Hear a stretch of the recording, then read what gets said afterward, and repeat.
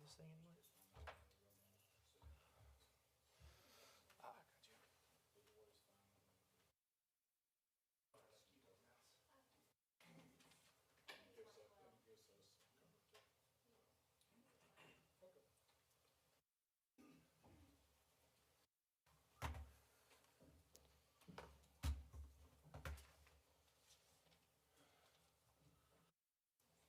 Yeah, Zoom meeting participant is showing good, and so is the audio.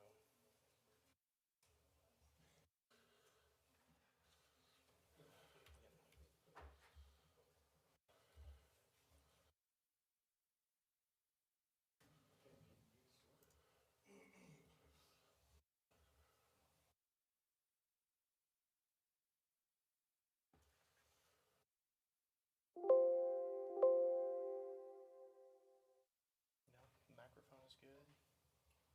It's registering sound. Camera's good.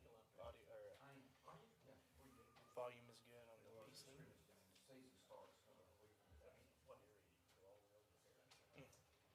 Yes. Does it not need to do that? Okay.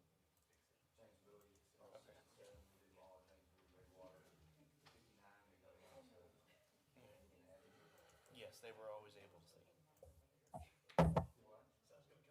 Yes. That sounded like we just heard him. Say again? It sounded like we just heard him. Always willing to give their opinion. All right? Yeah, very well, sir. Good, good. Okay, I'll just Bruce, how are you? All right, how are you? Good, great, great, how are you? Great, myself. Good, fine, good, fine. Mm-hmm. Okay. It is.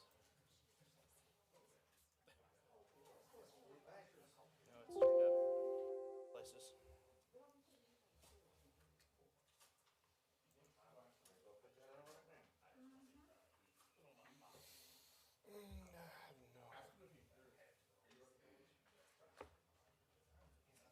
Mr. Heath, can you hear us now? Yes, hello? Okay, hold on just a second. Is that tied into it? I talked into the. Can you talk to us again, please, sir? We're trying to adjust our microphone level. If you could talk to us again, I'd appreciate it. Okay, That's a little loud. I'm here. If the sound quality is not good enough, I can put on headphones with a microphone. We just need to adjust something here, sir. Stand by. Okay.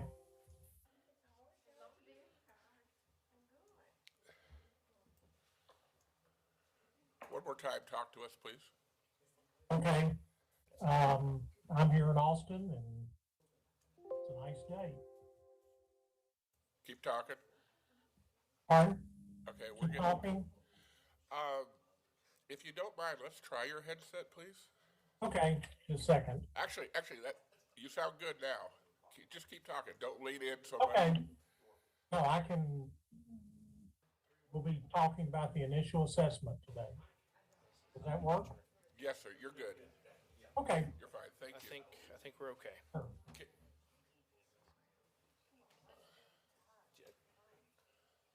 Yeah, all right.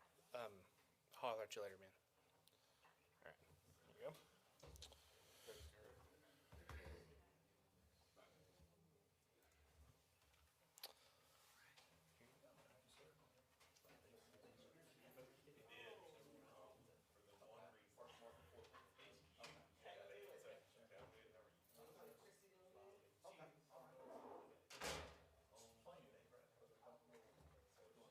gotcha.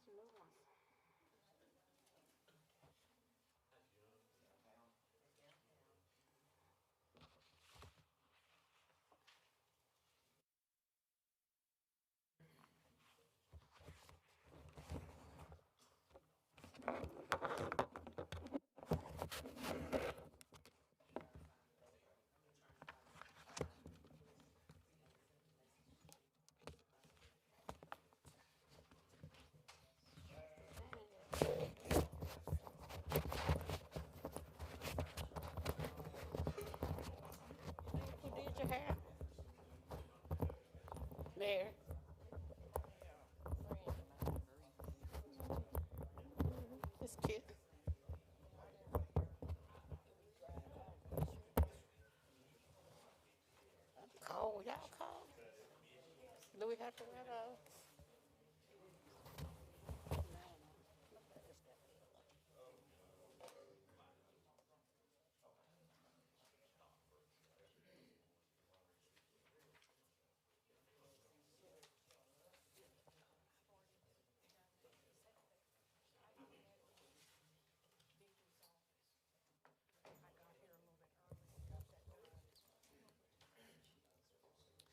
Well, good evening, everyone, and welcome to the regular meeting of the Texarkana, Texas City Council. Today is Monday, February the 14th, 2022, which is also Valentine's Day. So thank you for joining us this evening for Valentine's Day. And at this time, I would ask our City Secretary, Jennifer Evans, to provide a roll call. Ms. Evans? Ms. Williams? Here. Ms. Hart? Here. Ms. Matlock? Here. Mr. Davis? Here. Mr. Harp? Here. Ms. Page? Here. We do have a full council this evening, and our invocation and pledge will be led by Councilmember Mary Hart. If everyone will please stand. Let us pray. Father God in heaven, we come before your presence this afternoon. Father, we've collected ourselves here together to make decisions that we hope will be pleasing to you, but beneficiary to the citizens of our city, and that we will continue to be a part of what's good about Texarkana.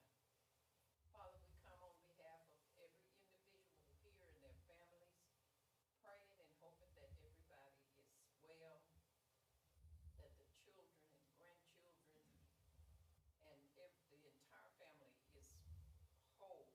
We've had so many people that have been sick, and we're thankful to see that the virus is getting better, that we have less hospitalizations, that we have less people that are dying from the virus, and we hope and pray, Lord God, that we can keep it that way.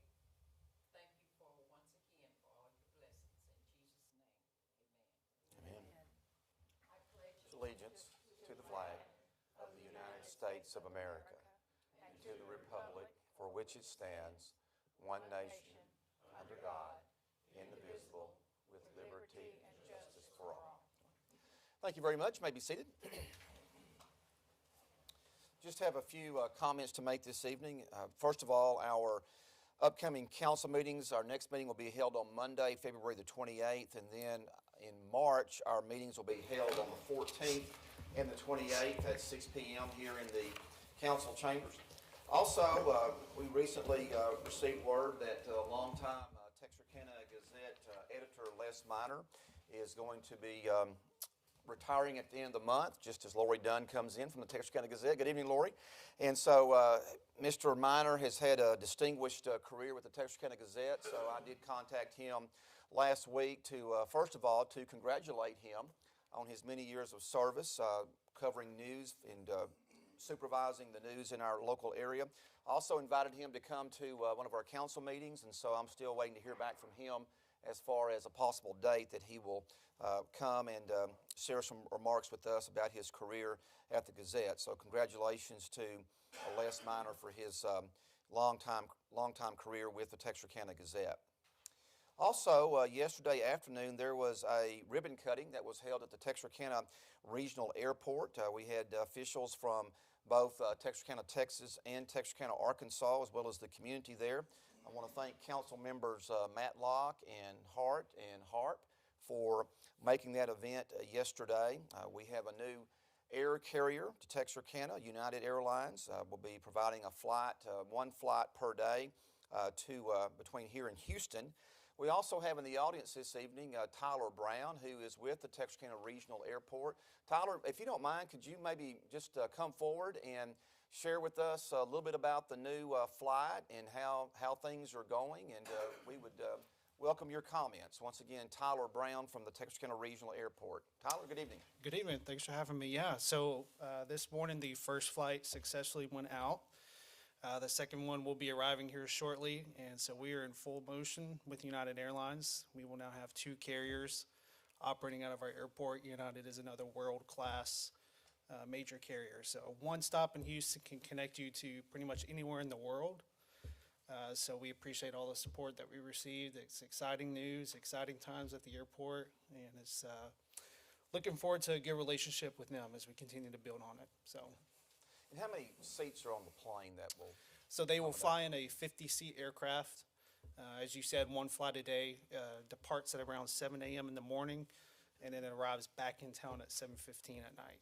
So, So someone that needs to go to Houston for the day on business, will certainly, or Absolutely. shopping, whatever, can go down and be back in the same day. So that makes it very convenient, so. and we just appreciate the support from the community. This is a big deal for all of us. United is very pleased with everything that they've seen and excited to build on what we've already started. So we're seeing signs of a long-lasting relationship. So. Okay. And we still have American Eagle flying? Well, they- Yes. We have 3 or 4 flights a day. We currently have 3 flights a 3. day on American Airlines to Dallas, so that is still remaining, and then the 1 flight to Houston. So with one stop, you can get anywhere you need to, anywhere in the world. So it's a good option for us here at the Texarkana Airport. Yeah, I went and looked, and it's like $200 round trip. So I mean, it's not bad when you start throwing in the price of gas today. Right. To be able to get down there and back. Plus the time savings, so that's great. So good to see that things are growing at our regional airport. New terminal that's underway. How's that coming along? It's going well. We are going Are to be you aware pouring the the. council's microphones are on mute? Go ahead. We're going to be pouring the second floor foundation here in the next couple of weeks. As you may have seen online, and if you actually go out to the airport, you will see the red steel, actually the frame of the building itself is fully erect right now. So it's coming together really well, and credit to Paul. He's doing a really good job out there, and exciting things on the horizon for the airport. So, Very good. Well, thank you for being here this evening yeah, to thank you for having me. provide that update. So Yes, sir. Mike Malone was there from the chamber. Mike, thank you Was. for being there yesterday representing the Chamber of Commerce. And we had, like I said, elected officials and a lot of support from the community. The room was full. It was full. And so anyway, but once again, thank you for all you do. Tyler's a Yes. guy that grew up here in Texarkana, moved away to Florida, and has come back home. And so that's always pleasing to see when we have those who were raised here, who leave the area, but yet they come back. So thank you for doing that. Yes, sir. Thank y'all, and I appreciate everyone coming out yesterday. It means a lot to us. So, Very thank good. you. All right, well, thank you very much. Also, this evening, as a reminder, the annual Black History Parade will be taking place in downtown Texarkana.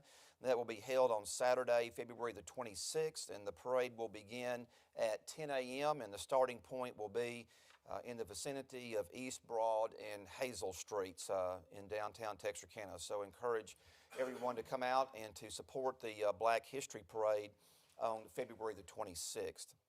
Also, on February the 24th through the 25th, we'll have the 27th annual the ADA Fishing Tournament or Fishing Derby at Spring Lake Park. It seems like that's usually the coldest day of the year when they have that event. So, this is a great event for those who participate with disabilities in our community. And Robbie, I know that you're a part of that and been a part of it a long time, and others in Parks and Recreation. So thank you all for hosting that event at Spring Lake Park. It's enjoyed by those who attend. Additional Parks and Recreation information can be found on the city's website, or you can contact the phone number at 903-798-3978 for additional information.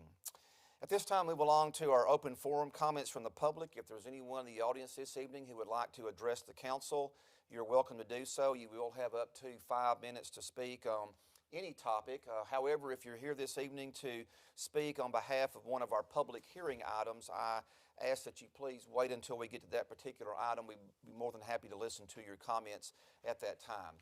We also ask that you complete one of the yellow sheets that's on the wall rack before speaking. Ms. Evans, did we have any sheets turned in this evening? We did not. Okay, is there anyone who would like to address the council?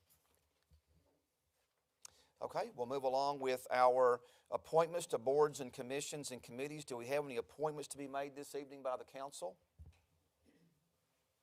Okay, no appointments. At this time, we move along to items for consideration. We will consider the items on the consent agenda. Item 1 is to consider approval of the minutes of the regular meeting of the City Council held on January 10th, 2022 at 6 p.m. Item 2, consider approval of the minutes of the regular meeting of the City Council held on January 24th, 2022 at 6 p.m. Item 3 is ordinance number 2022-011, amending the Building Maintenance Fund, Fund 228, budget for the fiscal year ending September 30th, 2022 to add unspent funds of $106,184 from the preceding fiscal year. Item 4 is resolution number 2022-014, approving the request of the Texarkana Airport Authority to enter into a 40-year ground lease with Flight Solutions, LLC, and authorizing the city manager to sign and execute any documents necessary for the lease. Item 5 is resolution number 2022-015, authorizing the city manager to accept an enterprise agreement proposal from SHI Government Solutions of Austin, Texas, for Microsoft licenses for the city of Texarkana, Texas, utilizing Texas State DIR pricing with funds budgeted in City Technology Fund, Fund number 115. Item 6 is resolution number 2022-016, acknowledging the receipt of the Police Department's 2021 racial profiling report as statutorily required. And also, council, back on number 4 in reference to resolution 2022-014, this resolution did appear before the Texarkana, Arkansas Board of Directors council meeting at their last meeting, and it was approved, and therefore it's forwarded to our council for further consideration. Unless a council member would like to pull one or more items for further discussion, I will entertain a motion to approve the consent agenda as it has been presented. So We have a motion by Councilmember Hart and a second by Councilmember Harp. All those in favor say aye. Aye. Opposed, no. The consent agenda has been approved. We'll now move along to action items. Item 7 is ordinance number 2022-003, a public convenience and necessity approving the assignment and transfer of a public utility franchise to Summit Utilities Arkansas Incorporated, assignee of CenterPoint Energy Resources Corporation, for the continued provision and to maintain and operate a natural gas utility business system in the city. City charter requires this ordinance to be read at 3 regular meetings of the City Council, and this will be the 3rd meeting of this item. We had a public hearing on January the 24th, and we are scheduled to take action on this item this evening. I'll ask our city attorney, Mr. Jeff Lewis, if he has any updates to pass along this evening. We also have in the audience Mr. Greg Strickland with Summit Utilities now, formerly CenterPoint Energy, and he's available as well. Mr. Lewis, any updates or comments? Thank you, Mayor. The only update for this ordinance is to reference that Section 19 of our franchise agreement has been fulfilled with respect to Summit providing a written document between Summit and CenterPoint authorizing the assignment of the franchise. If the council is ready to proceed with adopting this ordinance, then I would advise that the motion should be to approve the 3rd reading of the ordinance and approve the ordinance as presented. Okay. All right, any questions from the council? I have a question. Ms. Matlock? Yes, as far as the administrative part, like I have budget billing on the CenterPoint. How does that affect with the new company? How would that affect the different programs that you have in place, that they have in place? It shouldn't affect it at all. I think Summit will be offering the same programs that CenterPoint has. To the best of my knowledge, I've not heard of anything that's going to be negatively affected. Any other questions by the council? And if I could respond to Councilmember Matlock, when I looked at when we received as a community the very first notice in our statements and by email to direct us to the Summit website, I saw that there was a lot of good information, typical frequently asked questions. with respect to billing, with respect to rebates, and other programs that were going to be assumed by Summit. So that has a lot of information that we may want to pass on as well to our constituents. Thank you. Okay, all right. Thank you, Ms. Matlock. Thank you, Mr. Lewis. Any other questions or comments? Okay, Mr. Lewis, if you wouldn't mind repeating the procedure for this item. You said to approve the third meeting, and what was the second item? Third I would reading. advise we approve the third reading of the ordinance Okay. and approve the ordinance itself as presented. Okay, At all the right. same time, Yes, same motion. make a motion to approve the third reading of the ordinance and approve the ordinance. Okay, we have a motion by Councilmember Harp, and we have a second by Councilmember Davis. This item does pertain to an ordinance, so Ms. Evans, the caption, please. An ordinance of public convenience and necessity of the City Council of the City of Texarkana, Texas, approving the assignment and transfer of a public utility franchise to Summit Utilities Arkansas Incorporated, assignee of CenterPoint Energy Resources Corp., DBA CenterPoint Energy Arkansas Gas, for the continued provision of and to maintain and operate a natural gas utility business system in the City of Texarkana, Texas, providing for publication, providing for a repealer clause and a severability clause, and establishing an effective date. All those in favor say aye. Aye. Opposed, no. The motion carries unanimously. We'll now move along to item number 8, which is involving the same subject matter, ordinance number 2022-004, amending ordinance number 2017-083, substituting Summit Utilities Arkansas Incorporated as the natural gas provider and franchise holder for the city, reauthorizing identical residential and commercial rate schedules previously authorized with exceptions, in ordering the rates to be charged by Summit for natural gas and natural gas service to the city's residential and commercial customers. Any questions by the council on this one? All right, Mr. Lewis, anything else to add? A few updates, one of which was presented at the last meeting. The ordinance does reflect that the effective date will be retroactive to January 10, 2022, which was the date of the Summit CenterPoint closing.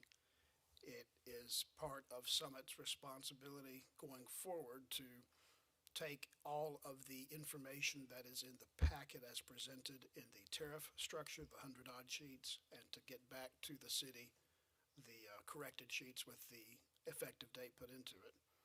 There is also a few clauses that are added to the form to make sure that when interpreting this particular ordinance, the franchise ordinance will control over any tariff ordinance.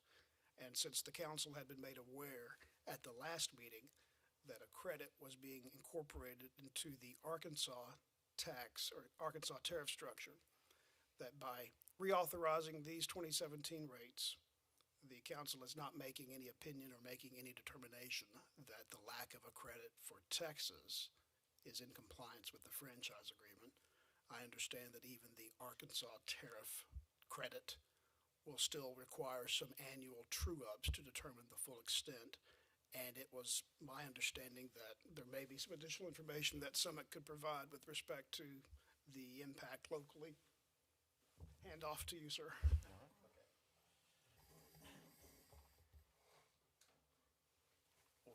Given the timing of the transaction, Summit is proposing that we keep the rates exactly the same in Texas on this side. So the credits that are being applied in Arkansas also come along with an SSER rider, which will grow in time. So the net result of that for a residential customer using about 58 CCF per year is like 20 cents difference. Now, I'm understanding through some conversations that the desire of maybe some of the council members is to keep things exactly the same going forward. So I will be glad to be that local advocate going forward, that as we approach future rate cases, we get back on the same page. And I'll be glad to champion that cause. We've had that conversation internally because of the complexity of the sale and the way that is. We would like to keep rates exactly the same as they are. So although you're hearing the term credit, you still have that SSER rider that goes along with it.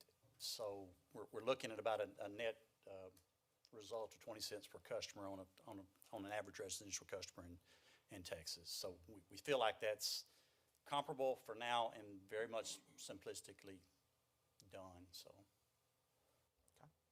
Plus, you'd have to go through the Public Utility Commission because you're dealing with a different commission in a different state, so that would lengthen the time and the process as well, correct? Yes, sir. Okay. Yes, sir, it could.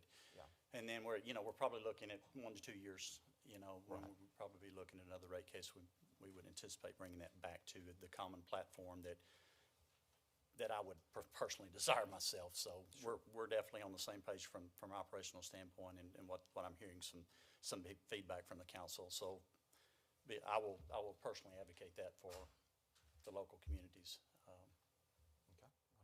Thank you, Mr. Strickland. All right. Anything Thank else, Mr. Lewis? Or Mr. Hart, did you have a question? That answered them all. I appreciate Summit Industries and you being here. Thank you very much. All right. Thank you, Mr. Strickland. All right.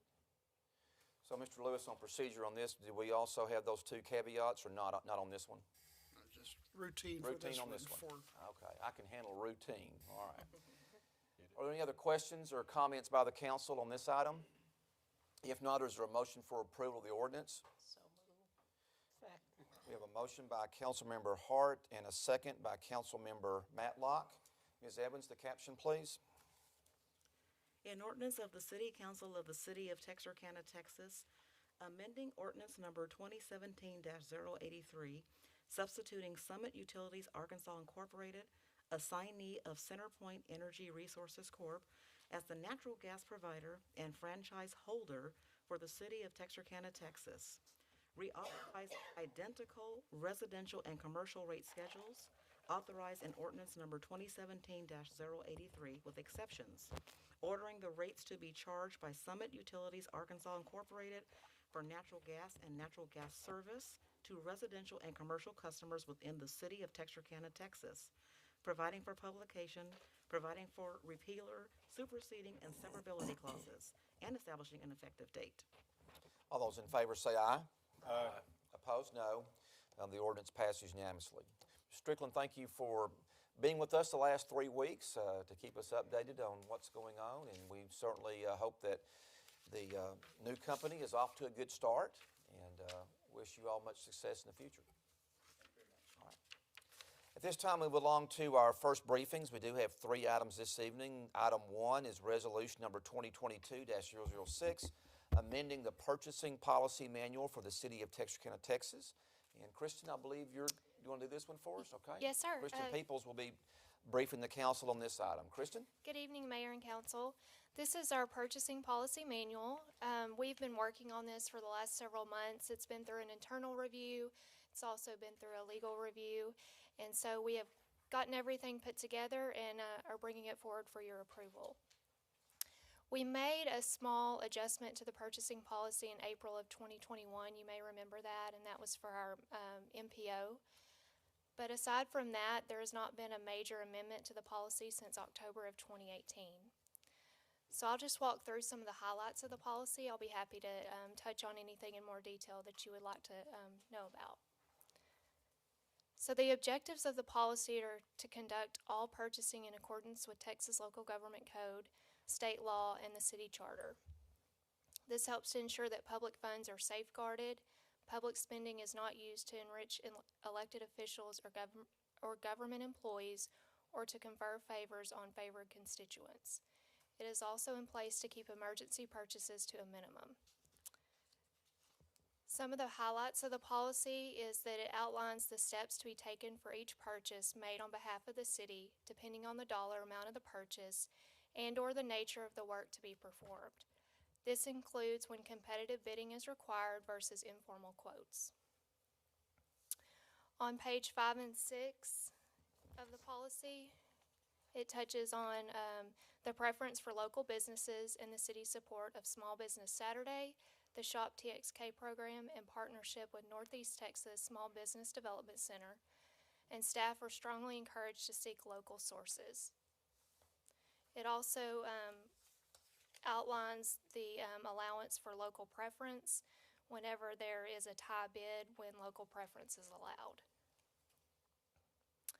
Page 8 outlines what qualifies as an emergency purchase.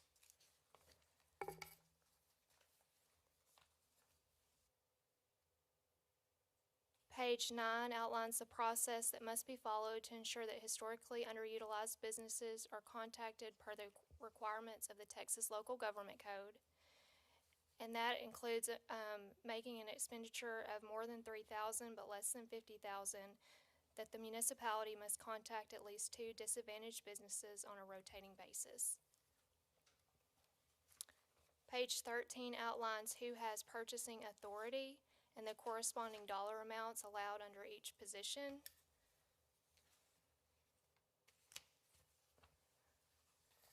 So the city manager shall sign all contracts. The purchasing administrator shall have signature authority for all purchases from 1 cent to $49,999.99. The contracts administrator shall have signature authority for all purchase orders from $50,000 and above. Pages 13 through 19 outline the process through the accounting system, from setting up a new vendor, creating a purchase order, and processing the purchase from start to finish. Page 19 discusses purchases through the use of petty cash. There's a $50 maximum expenditure for petty cash purchases, and those must be supported with receipts. Page 20 addresses credit card purchases. A maximum purchase on a credit card of $2,999.99. Exceptions are allowed in temporary circumstances, and those must be approved by the purchasing administrator and the department director. Detailed receipts are required, and a monthly expense report must be completed by the employee.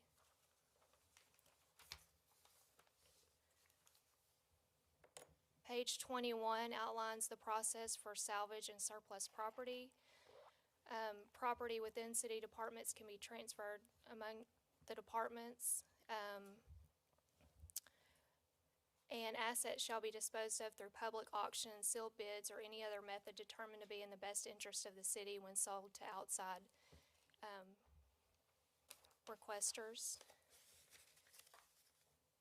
And then page 23 is, this is brand new this year, but it's comes straight from the Texas Department of Transportation. And this is a section that they requested that we add into our purchasing policy. And this is the process that we will follow for all TxDOT transportation projects. So it has been approved by them, and it has been approved by us here at the city internally. And so we are adding that into the policy as well for your approval. And that is kind of the highlights of the policy. But if there's anything specific that you would like me to discuss in more detail, I'd be happy to do that. Any questions for Kristen on the revised purchasing policy? Okay, we will have this scheduled for council vote at our next meeting on the 28th of February. Thank you, Kristen. Appreciate the update. Okay, our next 2 items as far as first briefings, items 2 and 3 are related. Item 2 is resolution number 2022-013, adopting criteria for the use of the decennial redistricting process. Public hearing will be held on the 28th of February. Council vote will be that same evening, and then the same schedule applies to item number 3. We have with us this evening Mr. Bob Heath, who is joining us by way of Zoom. And so, Mr. Heath, we want to welcome you to our meeting this evening, and looking forward to your comments, sir. I'll turn the floor over to you, sir. Okay, thank you very much, and I really appreciate the opportunity to work again with the city of Texarkana.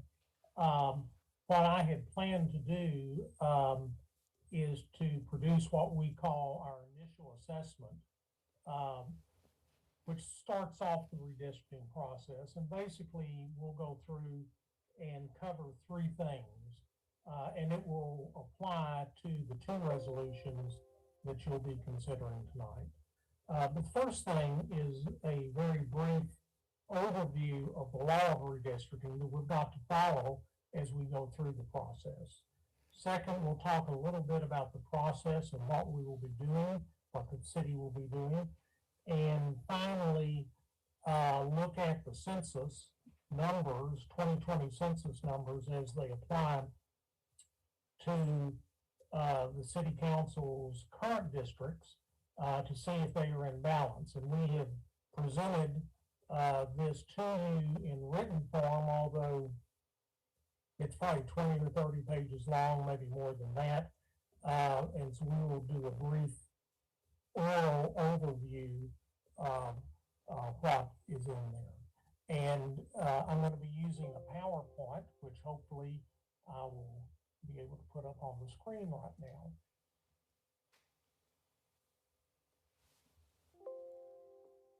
Oops. Did that work? Can you see the PowerPoint? No, sir, we don't have the PowerPoint up yet. It's not up yet? No, sir. Okay. Let me figure out how to move it to the other screen.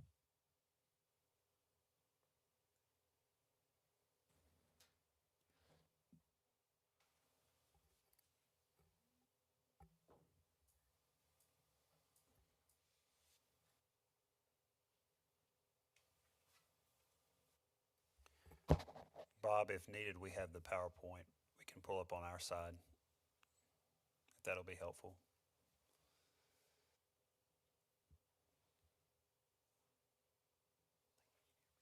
Is that,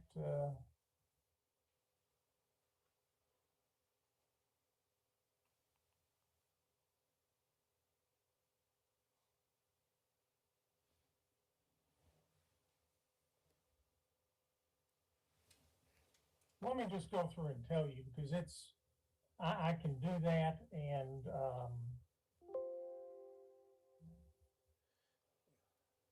Mr. Heath, we have it pulled up on our end. do you have it pulled up? Yes, sir, we pulled it up on our end. Okay, good. I guess I'm just not that technically adept, but Well, I can relate to that. starting off with the applicable law of redistricting, there are basically three principles.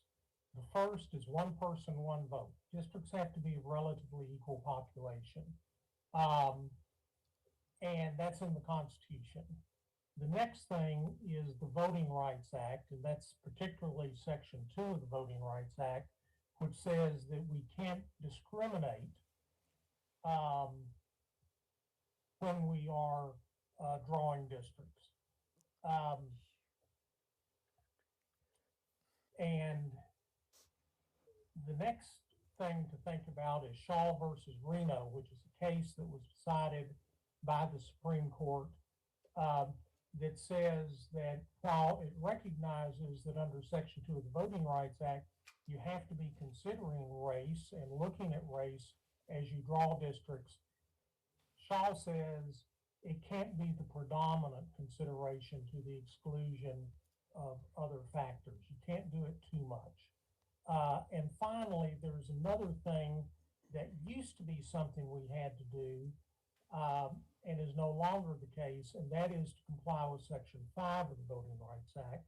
And that's the section that said that under the Voting Rights Act, you had to submit any change in election practice to the Department of Justice in Washington for them to sign off on before you could implement it. The Supreme Court has done away with that requirement, so we don't have to submit anymore, but it's helpful to look at Section 5 and to see whether we would have been complying with it as a diagnostic tool, that it helps us know if we're going to be in trouble under the Act. And so if we go to the slide that says one person, one vote, we'll talk about that very briefly. Under the Constitution, we need approximately equal populations. The rule of thumb on that, they don't have to be exactly equal, but it is that the total deviation should not exceed more than 10%, or should not exceed 10%. So we want to keep that total deviation below 10%, and the way we do that is that we compare the most populous district with the least populous district. And we look at how those compare to the ideally sized district.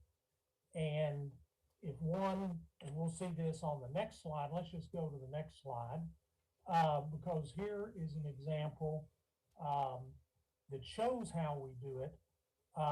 And this is a jurisdiction with 4 districts, which conveniently total 40,000 population. So the ideal district size is 10,000 in each, which makes it very easy to do the math. And we see District A is 1,000 people overpopulated. It's 11,000 instead of the ideal size of 10,000. So 1,000 over on a 10,000 ideally sized district, that's 10% over the ideal.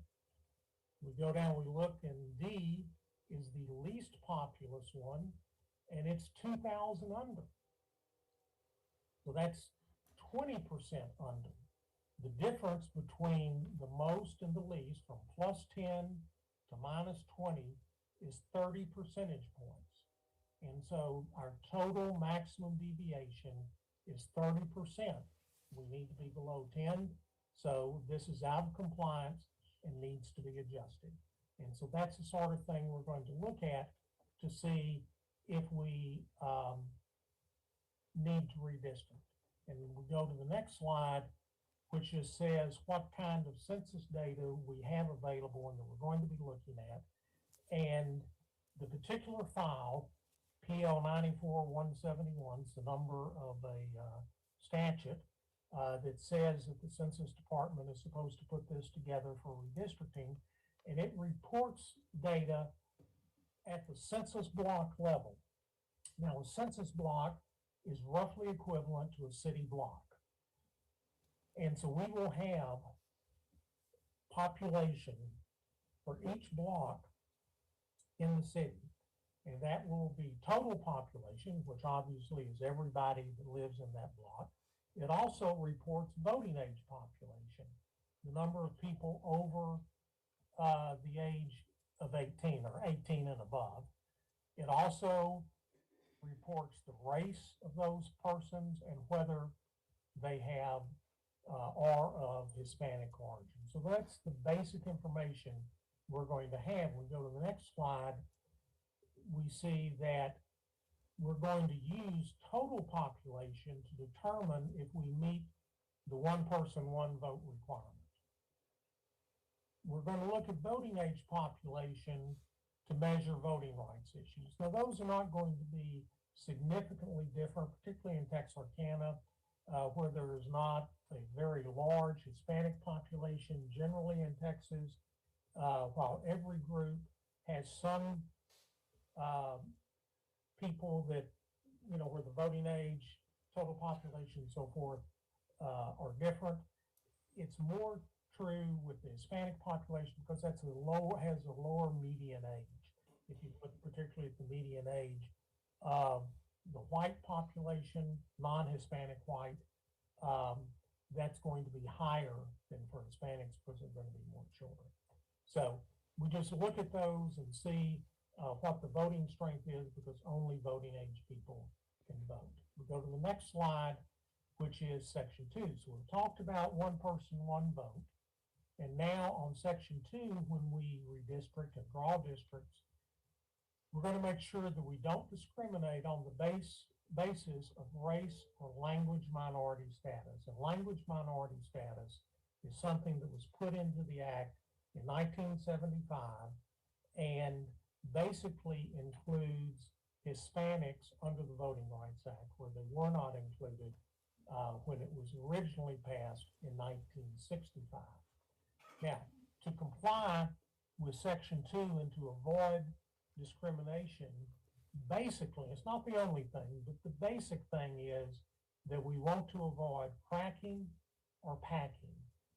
Cracking, it's also known as fracturing, is where you divide minority voters to fragment their voting power. So let's assume that you have an area, and let's say of African Americans, that is compact, and it's sufficiently large that they could have electoral strength in a particular district. Maybe they're 50% of the district voters. If we come through and cut that in two and put half of them in one district and half of them in another, so there may be 25% of the people, voters in those other districts, we have cracked or fractured, divided that compact group, so they don't have the voting strength that they would have had we left them together.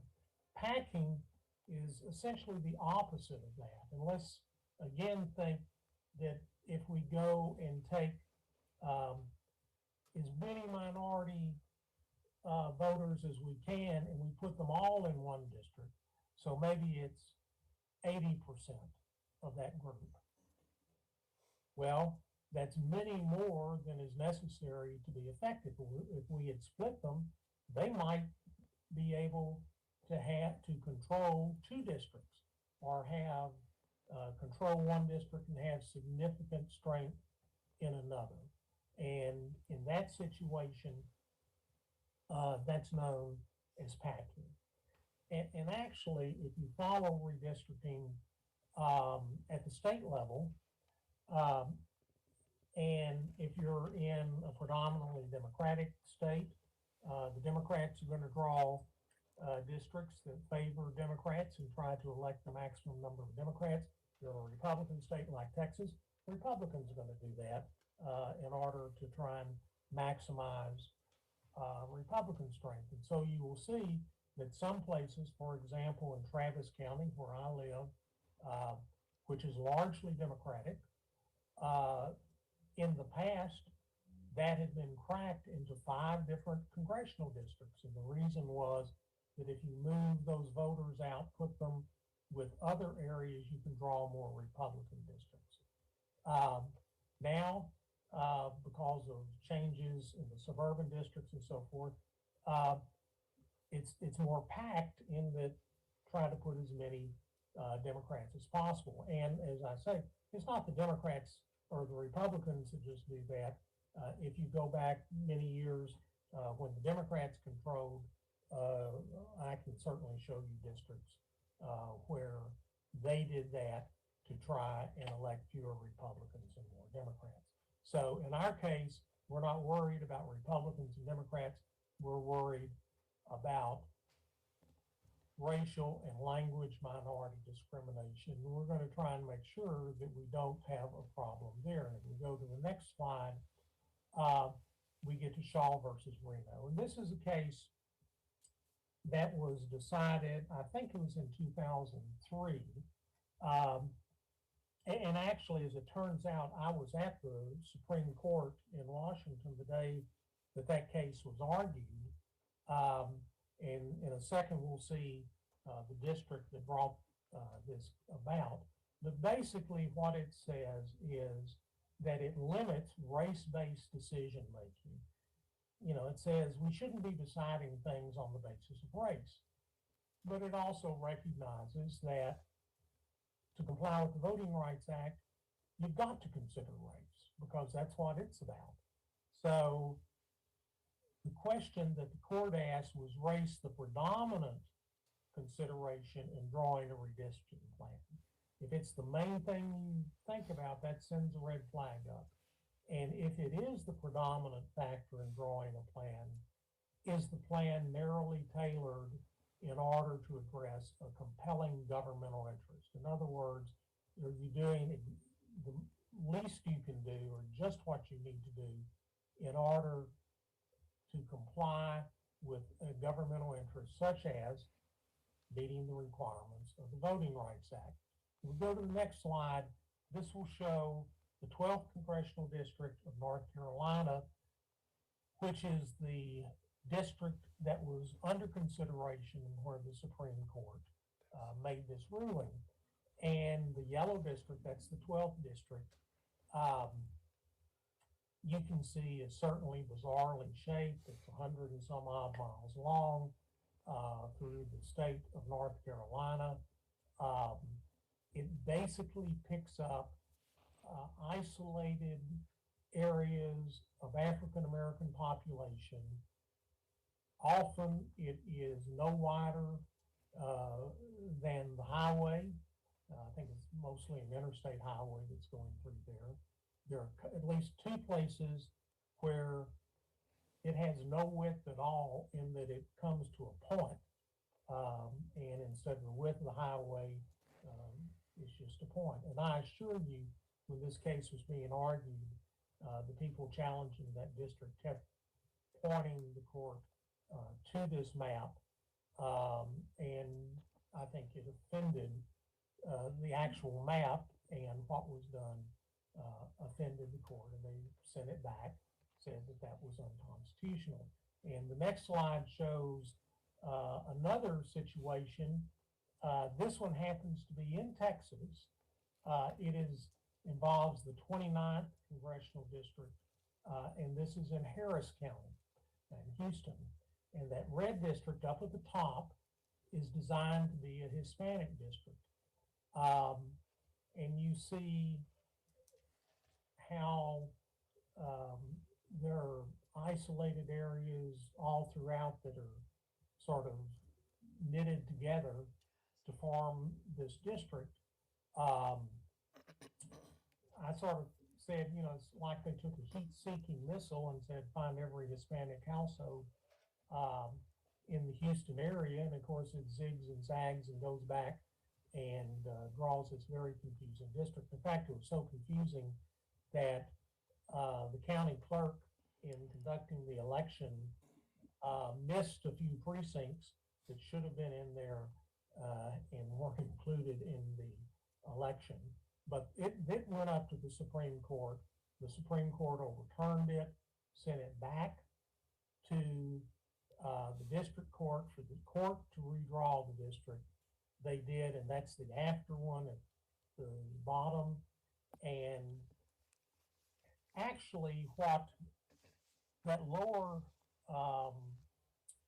slide shows and resulted in is one that is much more compact, makes a lot more sense, and is not that different as far as the Hispanic population percentage.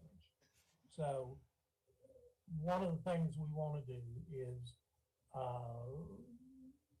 try to avoid things like that top district or the 12th Congressional District. And we go to the next slide, and these are the standards under this Shaw versus Reno line that we're going to have to be following, so that race may not be the predominant factor to the subordination of traditional districting principles. And we're going to talk about some of the things we can do to make sure that we're following traditional districting principles.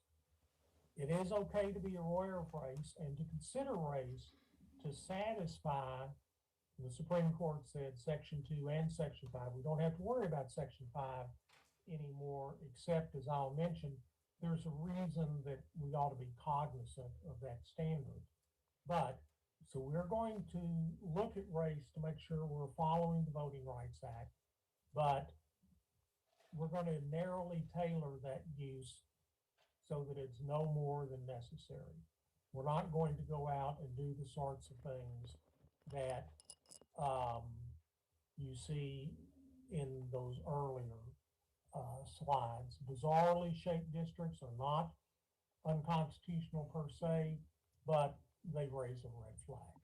Now, on Section 5, you see there, preclearance is no longer required due to the 2013 case of Shelby County versus Holder.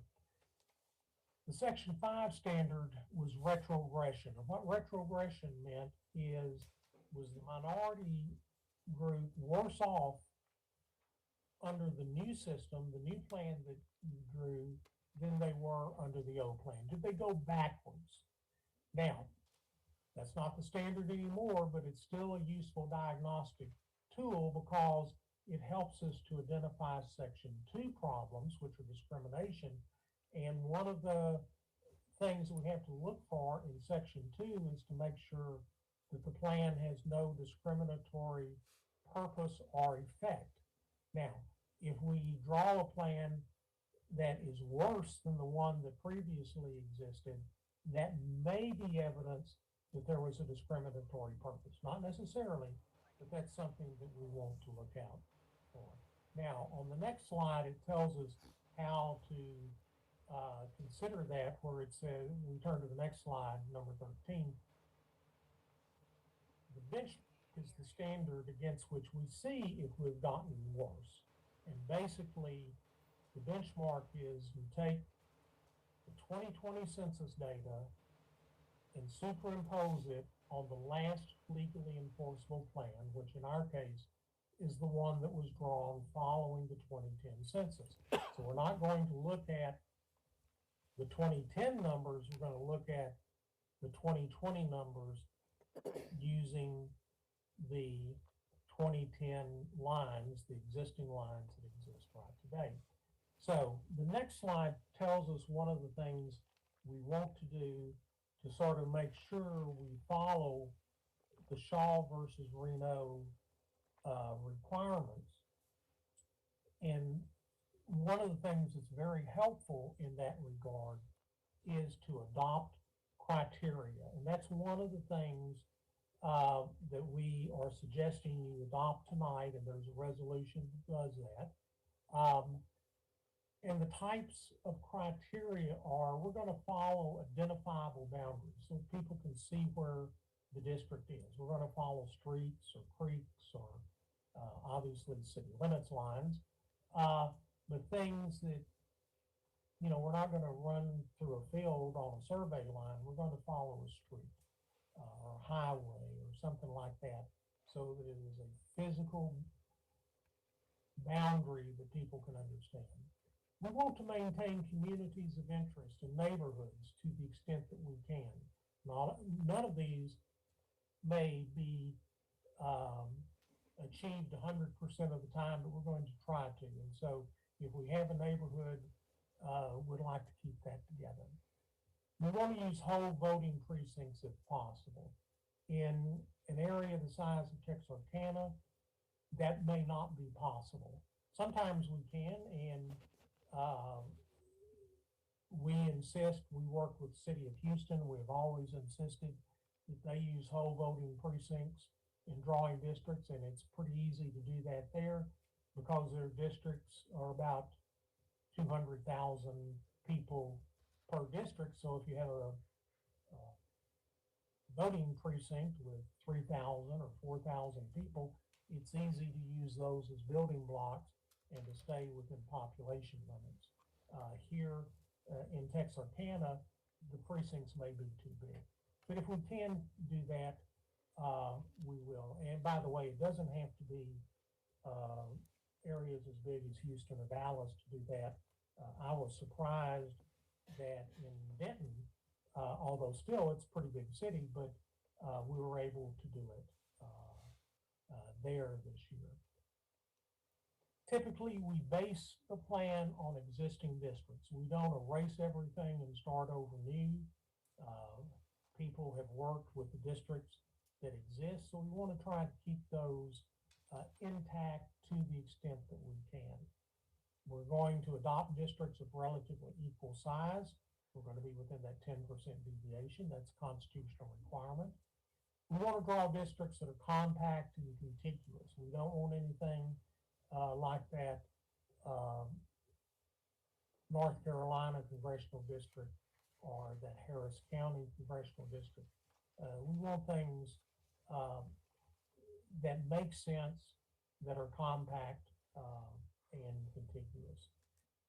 We suggest that we try to keep, or at least recognize the fact of existing incumbents and trying to keep them in their district as a way of recognizing incumbent constituent relations. Now, you know, some people don't like to do that. So, well, we're not going to pay any attention to where the incumbents are. And that's possible, and you can certainly do that. But one of the things is that if we say, okay, we're going to draw an incumbent out of the district, we're making the decision to take that incumbent from serving again, or at least serving in that district again, not the voters. And so if we keep them in the district, the voters have the opportunity to retain them or kick them out. And, you know, that's something that the voters get to decide, not the council. And finally, we're going to narrowly tailor our plan to comply with the Voting Rights Act. So if we put all these together, pass a resolution, say here are the criteria we're going to use, and then as we go through the process, we'll build a record as we go through. We'll be aware of our legal obligations and responsibilities that we've discussed.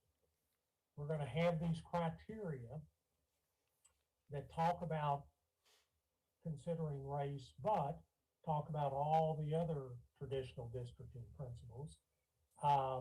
We're going to pay attention to those criteria when drawing the plan and evaluate any plan that we consider in terms of the criteria before we adopt them. And let me say here, just as an example,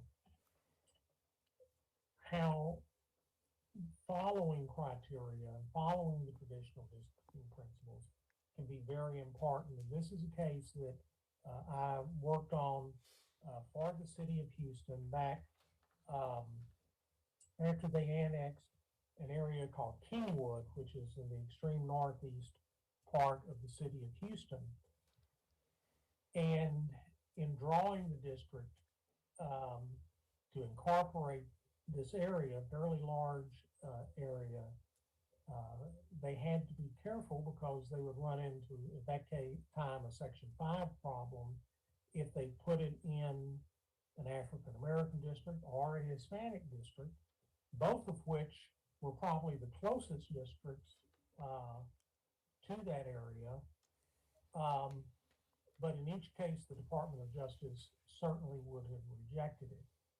They did not. They put it into a more distant area. It was contiguous, but the outline of the city or the boundaries of the city were such that nothing was going to be very compact there. But we went through and built a record. We got sued by the same people that brought the Shaw versus Reno case in the Supreme Court, and we won on summary judgment because we had a record. We showed we considered all those criteria. We went through, and it was permissible. Now, one other thing, and I don't have a slide on this, but your other resolution has to do with guidelines for redistricting. And that's basically for the public, because if anybody wants to submit a plan, we welcome that. We're happy to consider that. We want this to be an open process. But what we say is that if people submit plans, we want them, number one, to be in writing, to identify themselves, so we can contact them, get any questions that we have to them. We want to make sure that they redistrict the entire city, because if someone says, here's how I want District 5 drawn, well, that's great, but however you draw District 5 affects all the other districts. And we want them to look at it and tell us, how does this affect the minority groups and so forth. So it's something that helps people to produce a plan, if they're going to produce a plan that will be helpful to the council. Now, if somebody comes in and says, gosh, I didn't follow all the criteria or all the guidelines, you know, we can still look at it, but it's not going to be very helpful unless they do. And so the next slide, what we're going to do to balance all these conflicting legal obligations is, as I said before, we're going to look at the criteria, analyze the plan to see how it conforms to them. And that's not something just that I look at or the manager looks at or whatever, but it's something that needs to be presented to the council and considered by the council before the plan is adopted, not something developed afterwards. And we're going to avoid those truly bizarre districts like we saw before. Now, as we go through the process, we're talking about the initial assessment now. We're going to adopt, presumably today, criteria, guidelines, the resolutions for those. Next, we're going to develop an illustrative plan. And what we may do is I may work with people here, develop a plan that would be in balance and would work, but I don't have any illusion that that's going to be the plan you're going to adopt. But we will present that to the council, and the council can then work with that and change that. And the way we can do that, we can set up a system so that our GIS person has the plan on his computer screen. It will show all the population, all the different racial groups, so forth, all the information that you need. And as you move a boundary line, it will show how that affects the population of all the districts. And so that you can look and say, well, let's move this here or that here, or this is a neighborhood, we can move those and end up ultimately with a plan that the council feels is appropriate. We want to put that out for public comment, have a hearing on it, make sure that the public has a chance to have their say. We want to analyze any comments and ultimately adopt a final plan and then finally implement that. So if we look at the census data, here is the timeline, and I don't have the dates on here, but typically, we would have a drawing workshop that would typically be open. That's where the council will have the chance to move stuff around, try to get to a plan. Maybe there'll be a second one if we can't do that in one. We will have a public hearing in there, and that may hopefully we get to some agreement on the first. We have a public hearing on the next one, and then finally final adoption.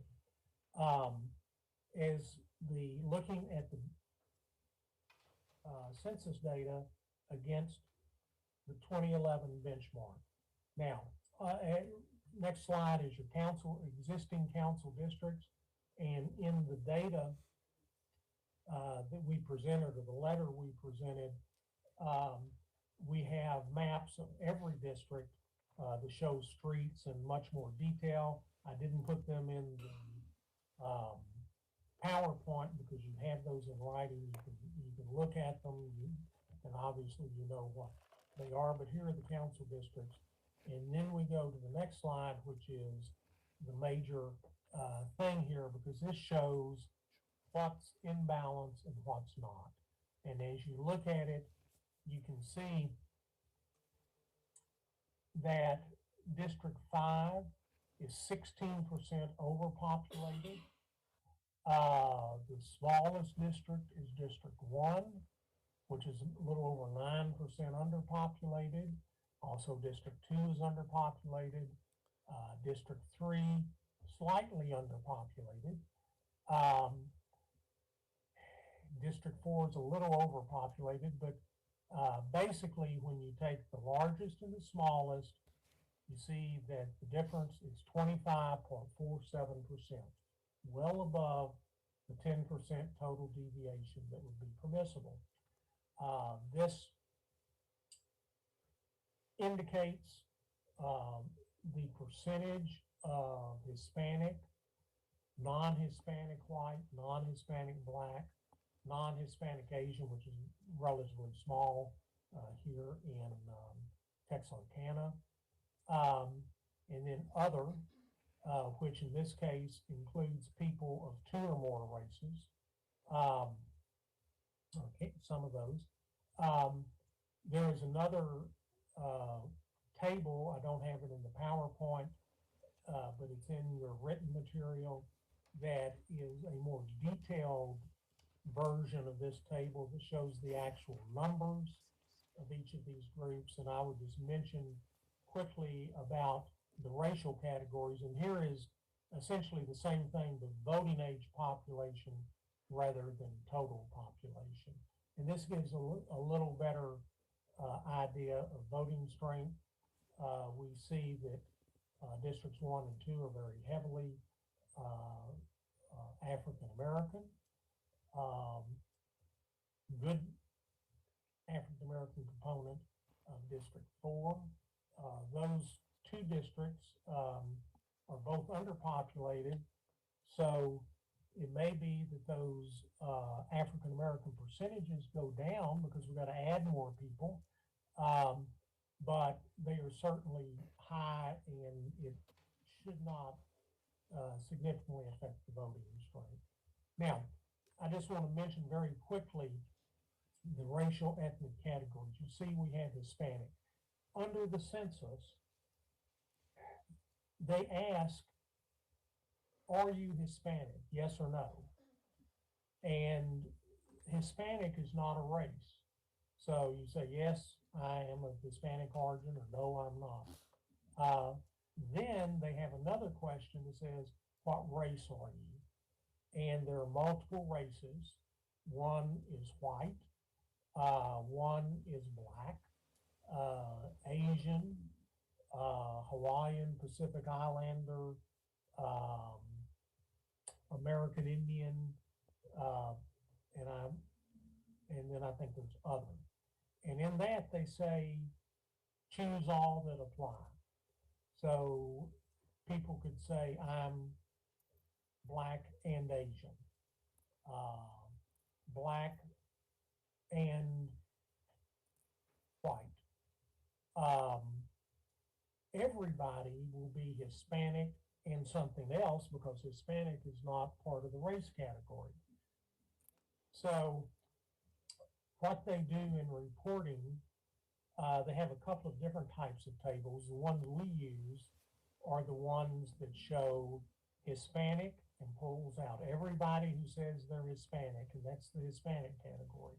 And then everybody, all the others we look at, non-Hispanic white, non-Hispanic black, non-Hispanic Asian. So if somebody said Hispanic black, we count them as Hispanic. And there is a way that we can go back and look at those if it's important or makes a difference, but it's not going to, I don't think. The next slide is one that shows us where Hispanics live. And in Texarkana, the Hispanic population is not nearly so large as it is in a lot of other places. So you see it's scattered, and various places are not that heavily Hispanic. The darker the color, in this case red, the more heavy the percentage of Hispanics. One thing just to be aware of, you'll look and you see there in District 5, there's a very large area that is more than 60% Hispanic. I'm not sure what that area is, but it is likely that that's a very large census block. If there are not a lot of streets cutting through there, maybe there are open fields or something like that, so that you have a very large geographic area with only a few houses. So it may show a very high percentage, but it may not be that many people. Generally, the smaller blocks are the ones where a lot of people reside. We go to the next one, we show where blacks reside in the city of Texarkana, and you see Districts 1 and District 2 are the most heavily African American. There are scattered areas elsewhere in the city. But that's one that we will be aware of and will be interested in. So now, if you have any questions, I'm happy to address them. Does council have any questions for Mr. Heath based on his presentation this evening? Okay. Mr. Heath, do you have anything else to add? No, I don't, and I look forward to working with you and work with you to get a plan that everybody is happy with. Hopefully, everybody is happy with. Certainly, a majority of the council, but I hope that we can come to consensus on one. Okay, all right. We certainly appreciate your presentation this evening and your time that you spent with us, and we'll have this scheduled for a public hearing at our next council meeting. So, hope you have a good evening, sir. All right, and that next council meeting is That'll be on the 28th. 28th? Yes, sir, 2 weeks from tonight. Okay. Thank you very much. Okay, all right. Thank you, sir. And I assume that Yes, sir. don't need me further tonight. I think you've, actually, I'm going to read the next item on the, but I think you've covered everything. Let me go ahead and read the next one. It's resolution number 2022-012, establishing mandatory guidelines for persons submitting specific redistricting proposals and for requiring written comments. I believe you covered that, did you not? Yes, Okay. I'm happy to wait until after you vote on it if you prefer. Okay, yeah, so tonight we just have this down for a briefing, so you're the one providing the briefing, but we do have this broken into two resolutions, but you've covered all the information pertaining to both of them. So we certainly thank you for your comments this evening and your input, sir. Okay, thank you very much. Okay, thank you, sir. All right. And in his presentation, he made reference to districts. Of course, we're set up in wards, so if he says the word district, that means the same thing as a ward. So, okay, now moving along to our public hearings. Item 1 is ordinance number 2022-008, granting a specific use permit to allow the location of a single-wide HUD code manufactured home on Lot 3, Block 17, Grandview Edition, located at 4007 Finley Street. Franklin D. Coleman, owner. At this time, I'll declare the public hearing open on this item. If there's anyone who would like to speak on this item, if you'll please come forward and state your name for the record. Not seeing anyone coming forward at this time, I'll declare the public hearing closed. Any questions from the council on this one? Ms. Hart, did you have a question? Okay. No. All right, is there a motion for approval of the ordinance? So moved.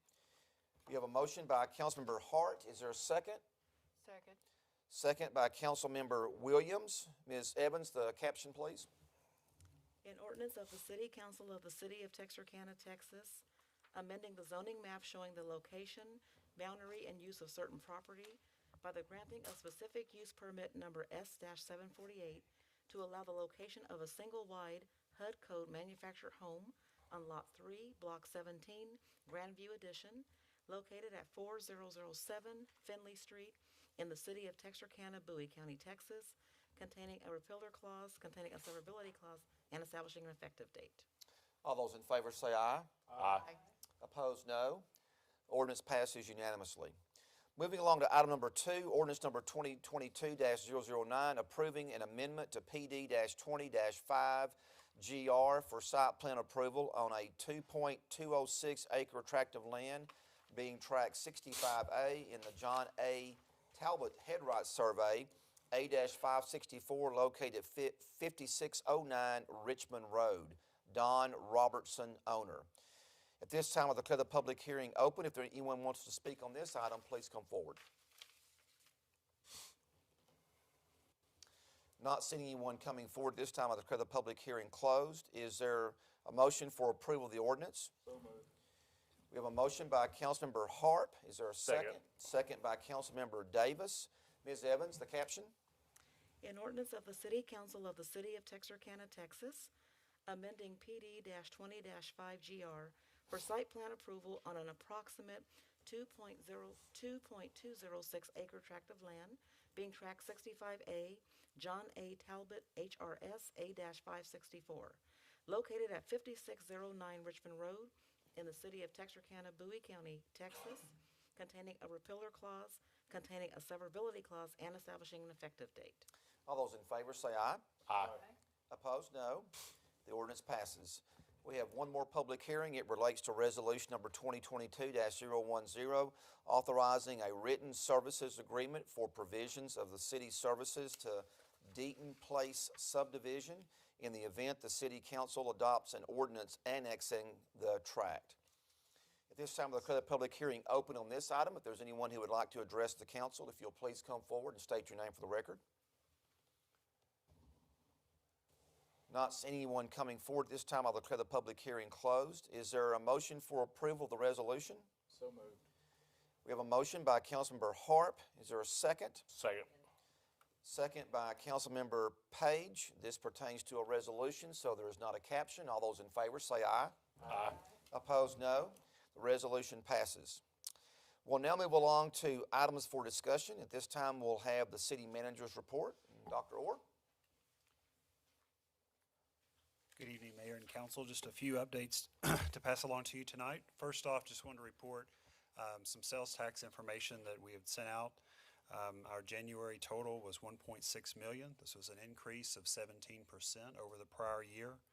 Our fiscal year-to-date collections are also up 14%. You can see our 12-month moving average is up 16.9% from last year. So good news on the sales tax report. Wanted to recap our visit with Caddo Nation last week. The mayor and I had a chance to meet with Caddo Nation Chairman Bobby Gonzalez and the Tribal Preservation Officer Jonathan Rohr. We're working on a joint resolution and also a memorandum of understanding for a number of collaborative objectives, and we hope to bring that before the council here soon. Wanted to give you an update as well on the citywide goal-setting process. I'd sent out some information last week to you on this. We're up to 114 goals now citywide, and so 43 of those are established by department directors, and we'll have all this information to you when it's completed in March. So the goal-setting process is going well for the city overall. And then, Mayor, you mentioned I won't revisit this, but just on the ribbon cutting and the first flight out for United Airlines, we're just very pleased to have their investment in our community, and like, as you said, the turnout yesterday was great for the event, so welcome them. And the final thing is just appreciate you spending your Valentine's Day with us, and we've got some things at the podium at your seats for you as well, so that's all. Well, we certainly thank you for the chocolates. Those will certainly come in handy. I think Councilmember Page has been eating chocolate all day. Is that right, Councilmember? I think she's seen all the Hershey Kisses she wants to see in one day, so. All right. They are good, though.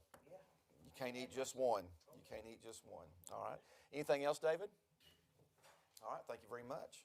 At this time, we move along to administrative comments. Any comments from the council this evening directed to the staff? Okay, very good. And then any final city staff comments or information? Okay, well, very good. So, Motion to adjourn. you made the motion before I even asked for it. All right, so at this time, I entertain a motion for adjournment. We have a motion by Councilmember Harp, and it's been seconded by Councilmember Page. All those in favor say aye. Aye. Opposed, no. Or we are adjourned. I certainly hope that you enjoy the rest of your Valentine's Day evening. So, have a good evening.